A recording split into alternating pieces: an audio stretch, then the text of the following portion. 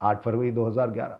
सभी farm house पहुंचते हैं। लैला की माँ सेलिना, बहन, जी हाँ, जिसे आज आफरीन भी कहते हैं, वैसे उसका नाम आजमीना था, ज़ारा, भाई इमरान और कजिन रेशमा।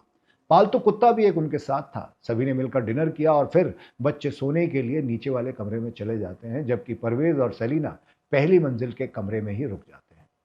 देर रात हो चुकी थी, लेकिन परवेज के अंदर एक हलचल थी। वो बार बार झांकते हुए सबके सोने की तसल्ली करता रहा, इंतजार करता रहा। उस समय सेलिना जाग रही थी।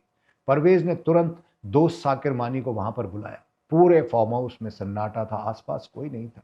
तभी उसने मौका पाते ही सेलिना के सर पर लोहे की रॉड से जोरदार हमला किया। पहले हमले के बाद सेलिना चीख पड़ी और फर्श पर गिर गई।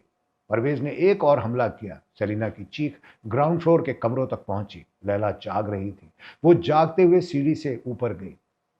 देखा, मां फर्श पर खून से लथपथ पड़ी थी, कराह रही थी।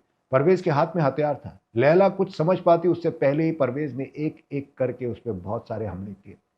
चीखें सुनकर पहली मंजिल पर जैसे एक एक करके भाई बहन पहुंच गए।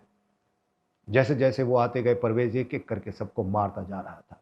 उन 5 महिलाओं में इमरान ही एक अकेला लड़का था, लेकिन वो भी 2 हट्टे कट्टे आदमियों के सामने टिक नहीं पाया। उसे भी मौत के घाट उतार दिया गया। सभी फर्श पर तड़प रहे थे। खून ही खून था फर्श पर। खून बहता चला जा रहा था, लेकिन परवेज को अब भी तसल्ली नहीं हुई।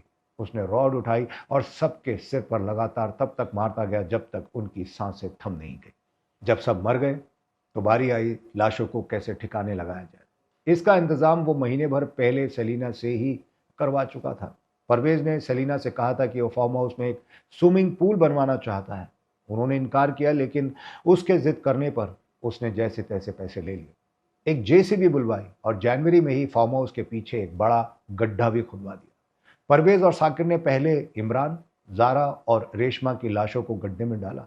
फिर खून से सने गद्दे भी, जी हाँ, उनके ऊपर ढक दिए। थोड़ी मिट्टी डाली और बची हुई लैला, सेलिना और आफरीन और कुत्ते की लाशों को भी उनके ऊपर ही रख दिया।